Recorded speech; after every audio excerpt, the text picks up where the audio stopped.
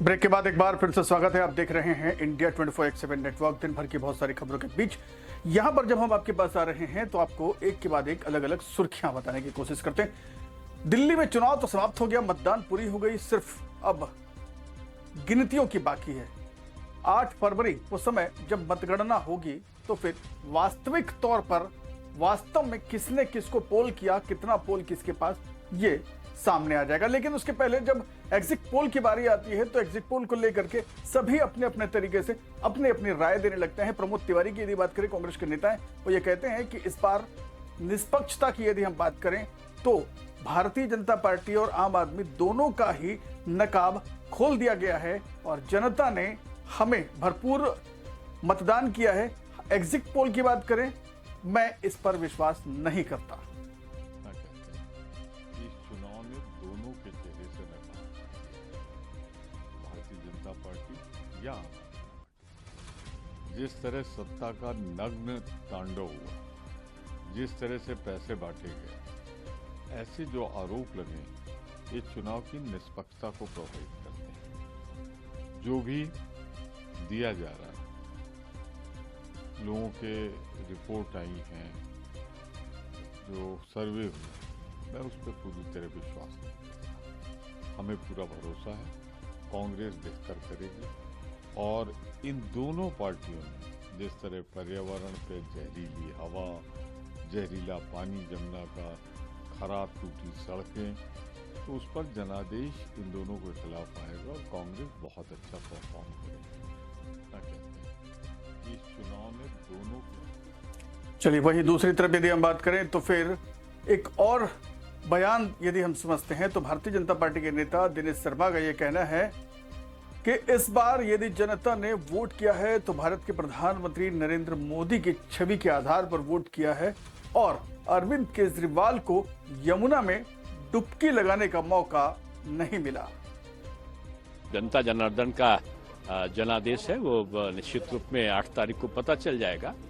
लेकिन जो जनता का नब्ज मैंने देखी है चुनाव प्रचार में जाकर, मैं चुनाव प्रचार में कई जगह मेरी कार्यक्रम थे, अजीब सा करंट था अब की बार दिल्ली में।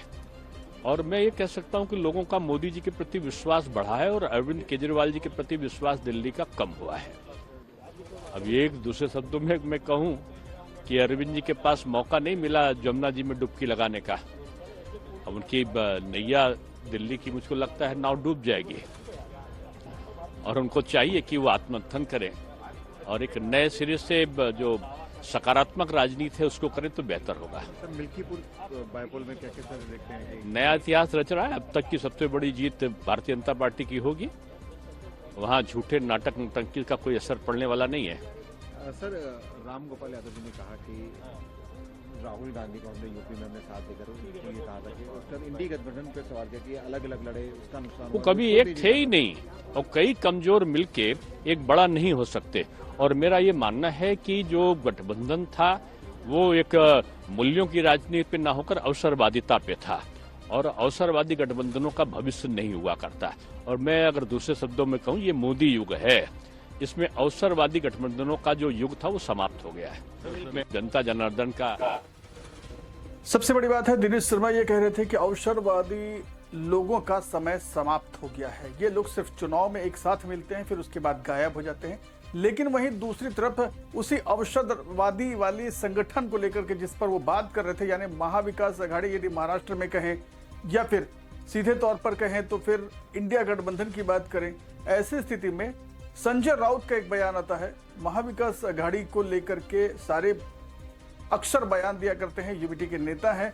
संजय राउत कहते हैं कि ये वो मसला है जिसमें यदि हम एग्जिट पोल की बात करें तो इस पर इसलिए विश्वास नहीं हो सकता, हमें 8 फरवरी तक वेट करना चाहिए, क्योंकि हरियाणा में कांग्रेस नजर आ रही थी, कहीं और पर कुछ हो रहा था। लेकिन इस बार मैं गारंटी के साथ कह सकता हूं कि दिल्ली में बीजेपी की सरकार तो नहीं बन रही है। एग्जिट पोल में जिस तरह से कहा है कि बीजेपी जीत रही है, जिस पोल में कहा है, एक्चुअल पोल हुआ है, उसका निर्णय तो 8 तारीख को होगा। जिस पोल ने महाराष्ट्र में ये भी कहा था कि हम लोग जीत रहे हैं, महाविकास आघाड़ी जीत रही है। जिस पोल ने ये भी कहा था हरियाणा में कांग्रेस जीत रही है। अब देखेंगे 8 तारीख को लोगों ने वोट किया है।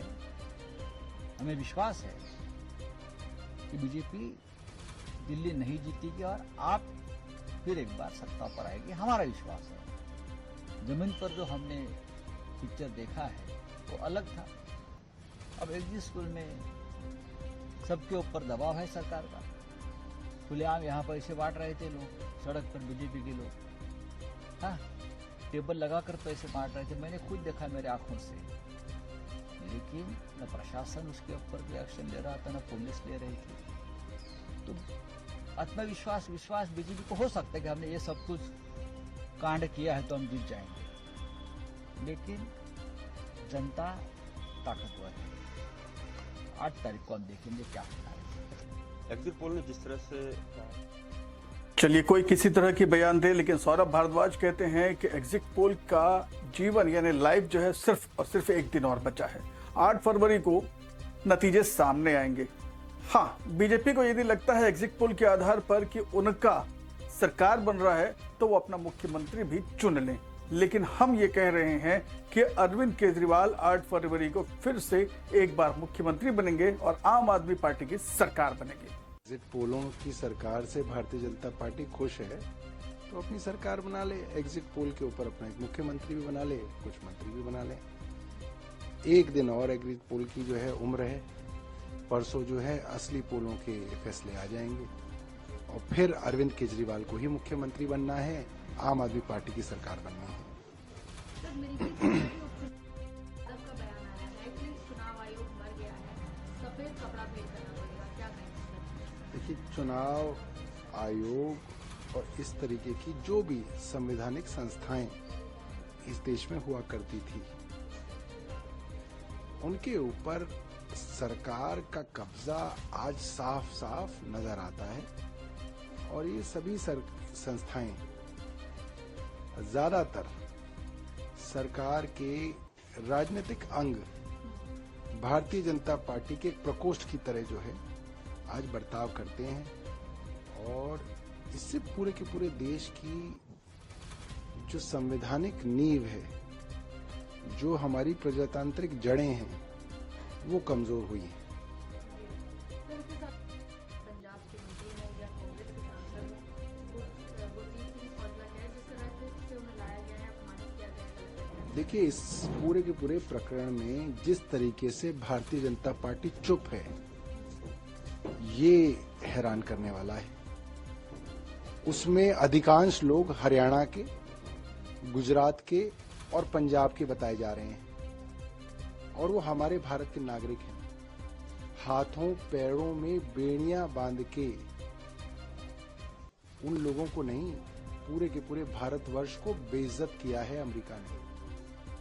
इतनी बड़ी बेइज्जती पर भारतीय जनता पार्टी चुप क्यों है, ये हैरान करने की बात है। क्या वो भारत माँ के सपूत नहीं है? क्या इससे भारत माँ का और हमारे भारत का अपमान करने की कोशिश नहीं की गई है? क्या हमारे पूरे विश्व में हमारी इज्जत के ऊपर जो है धब्बा लगाने की कोशिश अमेरिका द्वारा नहीं की गई है? इसका एक करारा जवाब भारत को देना चाहिए था, मगर भारतीय सरकार चुप है। ताकि ये जो डर है मुसलमानों में उसको दूर किया जाए कि अगर बीजेपी की सरकार आती है तो वो मुसलमानों के लिए काम करेगी। देखिए, मैं समझता हूँ भारतीय जनता पार्टी की सरकार किसी के लिए भी काम नहीं करती है। ऐसा नहीं है कि वो हिंदुओं के लिए कोई काम करती है। जो हाथरस के अंदर जिस लड़की का बलात्कार हुआ वो हिंदू थी। जो कुंभ में लोग मारे गए, जिनकी लाशें तक। चलिए, वहीं यदि दूसरी बात करें तो फिर कांग्रेस के नेता संदीप दीक्षित का भी एक बयान आता है। संदीप दीक्षित कहते हैं कि ये वो मामला है एग्जिट पोल का जो कभी ठीक होता है, कभी गलत होता है। हाँ, एग्जिट पोल में आम आदमी पार्टी को जितना कमजोर आंका जा रहा है उतना कमजोर तो वो है नहीं। दूसरी तरफ कांग्रेस की बात करें, यानी अपनी पार्टी की बात कर रहे थे संदीप दीक्षित, तो कह रहे थे 17 से 18% वोट शेयरिंग हमारी होगी। हमें क्यों वोट नहीं मिल रहा है या फिर हम कहां पर कमजोर पड़ गए, इस पर थोड़ा अध्ययन करना चाहिए। हाँ, लेकिन एग्जिट पोल सही और गलत दोनों होता है। लगता है शायद सामान्य जितना वोट पड़ता था पहले असेंबली में उससे ज्यादा पड़ा। जैसे हमारी नई दिल्ली में 52-55% पड़ता था, तो 60 के करीब आया है, 57-58 के करीब आया। ठीक है, अब क्या कारण है क्या नहीं है कि लोग ज्यादा नहीं निकले, मैं नहीं कह सकता हूँ, लेकिन जो पोल पड़ा है पड़ा है।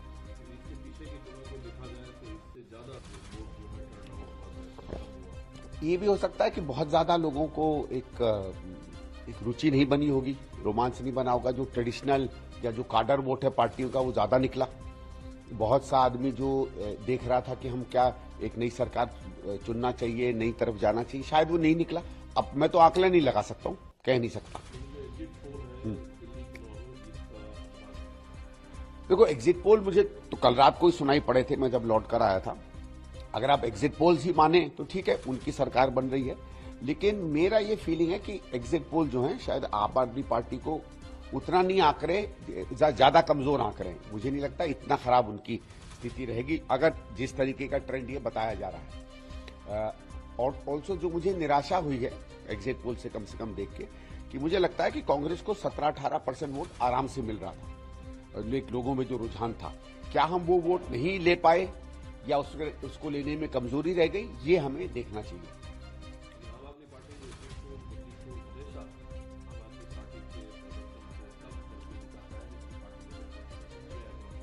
वो ठीक है, वो देखिए एग्जिट पोल कभी सही होते हैं कभी गलत होते हैं। हरियाणा में भी हमने देखा, कई जगहों पे सही भी हो जाते हैं, कई जगहों पे गलत भी हो जाते हैं। तो एग्जिट पोल का ऐसा कुछ नहीं है, लेकिन अगर आप केवल एग्जिट पोल लें तो मैं उस पर अपनी प्रतिक्रिया कर रहा हूं कि भाई मुझे नहीं लगता है कि वो उतनी एक्यूरेट तस्वीर दिखा रहे हैं जो मुझे लगता है कि दिल्ली के चुनाव में लगता है। शायद जनता ने धोखेबाज केजरीवाल को हरा दिया, CR केशवन कहते हैं भारत के प्रधानमंत्री नरेंद्र मोदी पर भरपूर विश्वास जताया है।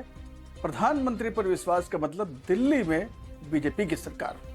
Polls indicate that the 1.5 crore people of Delhi have given a historic mandate in favor of Prime Minister Narendra Modi ji and the BJP.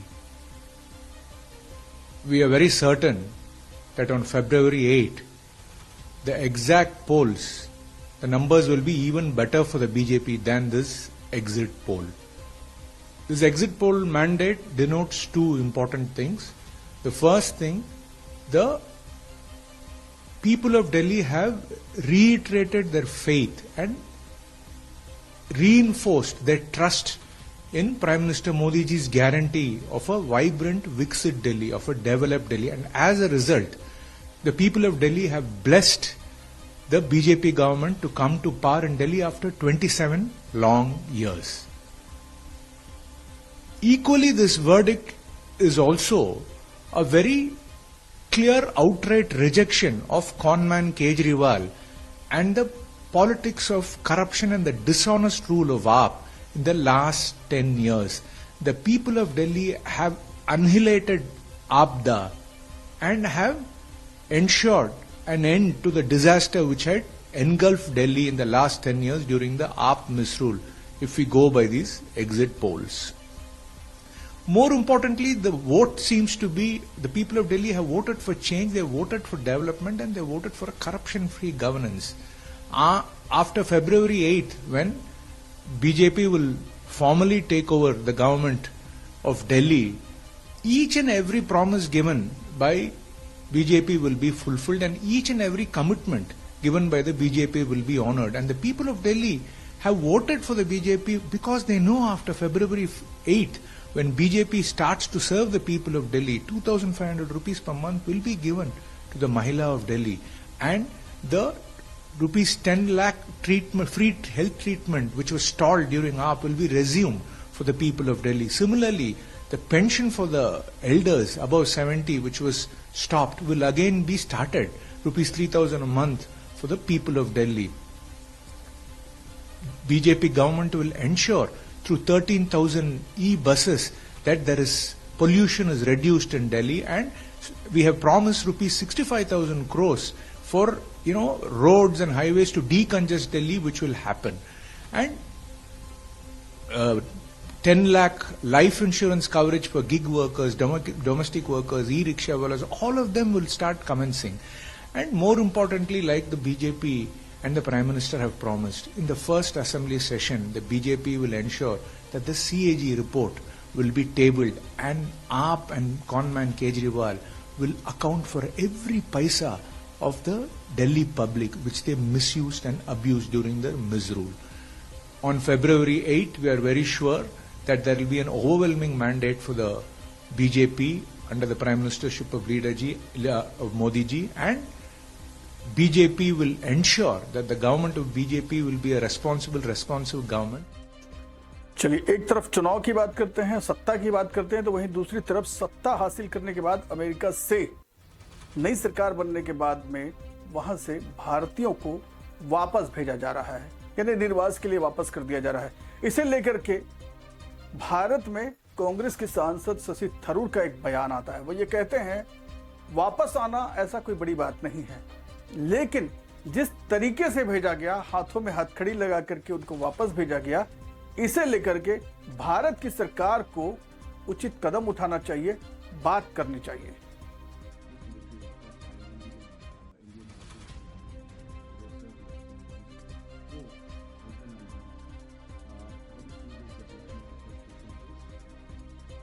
Well, look, it's not the first time we've had people deported. It's just that the media has suddenly woken up to the story because Mr. Trump has done it perhaps a bit quicker than people expected. But already last year, under the Biden administration, we had over 1,100 Indians being deported back. If you're illegally in the US has a right to deport you. And if your identity as an Indian is confirmed, then India has an obligation to accept you. So in both cases, there really isn't very much debate. However, it wasn't good to hear that they were brought back forcibly in a military plane and handcuffed and so on. That was quite unnecessary. It should have been enough to either put them on a commercial aircraft or a civilian plane and send them back. You can, if you want to do a mass deportation, do civilian charters. That would have been the more humane thing to do. They may, strictly speaking, have broken your laws by coming into your country, but by and large, they have no bad intentions. They're not criminals. They're not convicted of anything else. They're there to make a better life for themselves, which they have done by violating your laws, so you can send them out, no problem. But handcuffing them and putting them in a military aircraft and sending them in this way, I think India should say that this is not entirely advisable.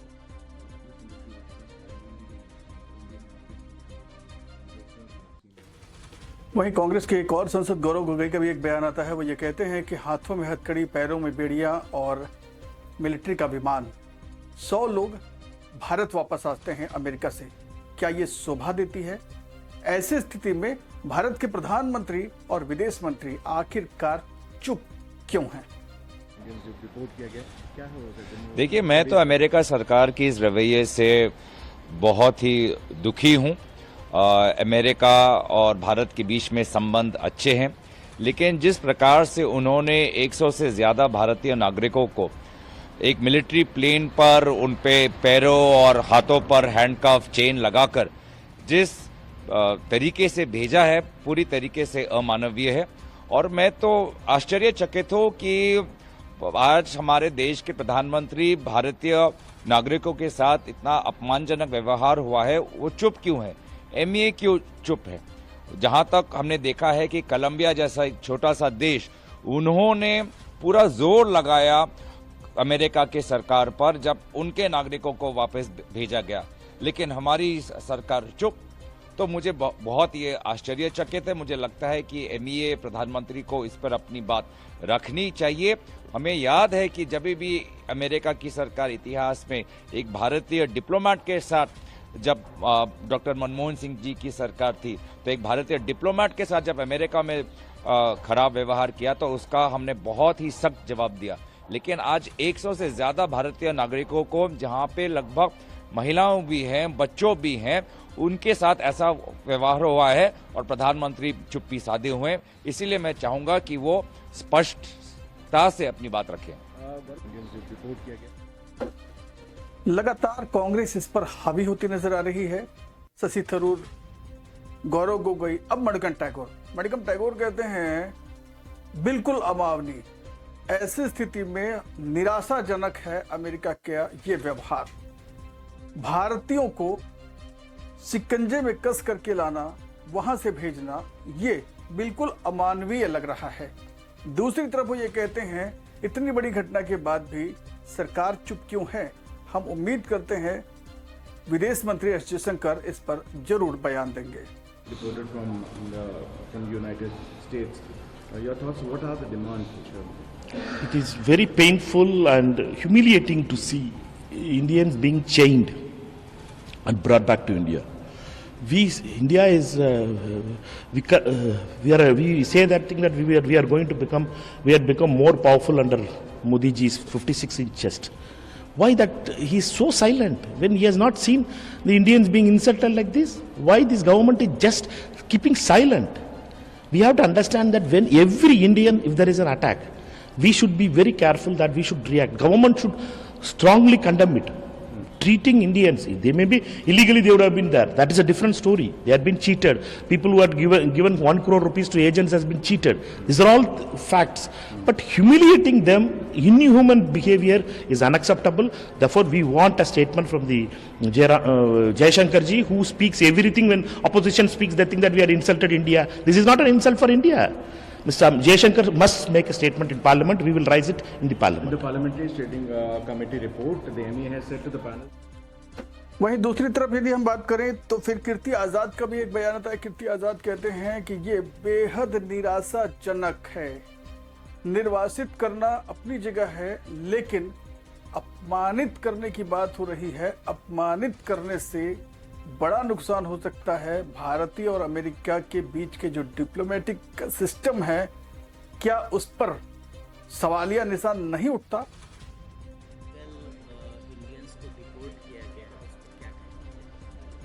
बड़ा खेद है मुझे और बहुत ही दुखद लगा। Illegal थे, deport हुए, उस विषय के ऊपर तो अवश्य जांच होगी, क्या कारण थे उसके, क्यों गए बाहर।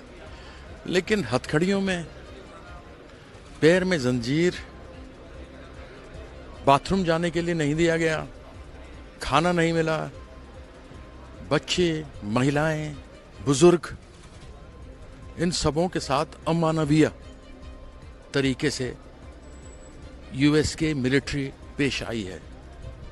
यह सच में एक बहुत गंभीर मामला है।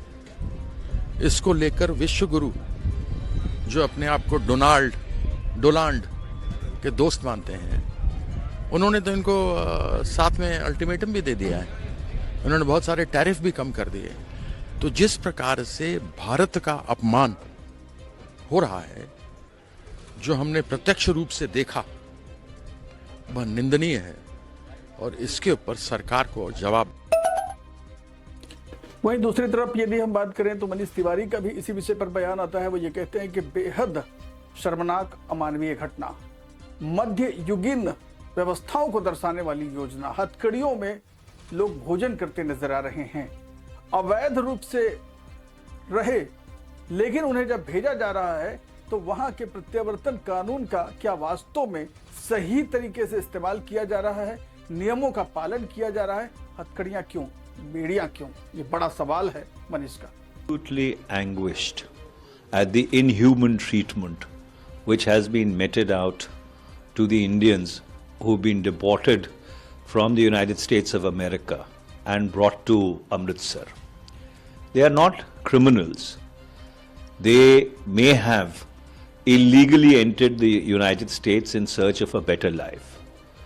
The first question which needs to be determined, for which there is no answer so far, has the due process of law as is available in the United States of America been followed for their deportation? And number two, if at all they are being deported, why do you need to handcuff them, shackle them for 40 hours? Make them eat food with their hands in handcuffs, and going by the accounts available in the newspaper, shackled people have to crawl to the toilet. This is absolutely inhuman and medieval. We are not living in barbaric times. Every person has a right to be treated with human dignity. Yes, you don't want them in your country, ostensive. चलिए, एक तरफ global level पर चर्चा ऐसी कि अमानवीय घटना, वहीं दूसरी तरफ पश्चिम बंगाल में ग्लोबल समिट की बात की जा रही है। झारखंड के मुख्यमंत्री हेमंत सोरेन जब वहां पहुंचते हैं तो कहते हैं देश और विदेश से आए हुए जो निवेशक हैं उनका हम स्वागत करेंगे। बात है और देश के राज्य के विकास में कई लोगों की भागीदारी होती है, देश का भी विदेशों का भी निवेश होता है। उसको लेकर के यहाँ पर एक बहुत बड़ा संगोष्ठी हुई, हम लोग भी शरीक हुए। हमारे राज्य में भी कई सारे लोग निवेश करते हैं और चूंकि बहुत सारा चीज़ बंगाल झारखंड में समानताएं हैं, झारखंड में भी असीम संभावनाएं हैं और हम चाहते हैं कि हम लोग सब मिलकर राज्य को मजबूत करो, देश को मजबूत करें। तो बिल्कुल झारखंड में तो वैसे ही लोग बहुत इंटरेस्ट भी रखते हैं। चलिए, वहीं साथ में झारखंड के मुख्यमंत्री की धर्मपत्नी भी पश्चिम बंगाल में देखी गई। उनका कहना है कि मुझे ममता दीदी ने बुलाया और मां ने बुलाया था। दर्शन करके मां के काफी शक्ति मिल रही है। उम्मीद करते हैं पश्चिम बंगाल, झारखंड, देश दुनिया के लोग शक्तिवान हो और उत्तरोत्तर उन्नति करते रहें। और आज माँ का दर्शन करके बस मैं इतना कहना चाहूँगी कि पहली बार वो मूर्त देख करके कहीं ना कहीं एक ताकत, एक श्रद्धा, एक ममता, एक प्यार का एहसास हुआ और सौभाग्य मिला कि पहले तो ममता दीदी ने बुलाया, फिर माँ ने बुलाया, तो दर्शन करके हमारे झारखंड के साथ, हमारे बंगाल के साथ और पूरे देश के लोग, पूरे विश्व के लोग खुशी से रहे, स्वस्थ रहे, बस यही कामना है। और आज माँ का दर्शन करके बस मैं इतना कहना चाहूँगी कि पहली बार वो मूर्त देख करके कहीं ना कहीं एक तो चलिए, लगातार आपको हम सुर्खियों से रूबरू करा रहे थे। अब वक्त एक छोटे से ब्रेक का है। ब्रेक के उस पार जब मिलेंगे बहुत सारी खबरें आपके लिए इंतजार कर रही हैं। जाइएगा मत, एक छोटा सा ब्रेक ले रहे हैं। देखते रहिएगा इंडिया 24/7 नेटवर्क।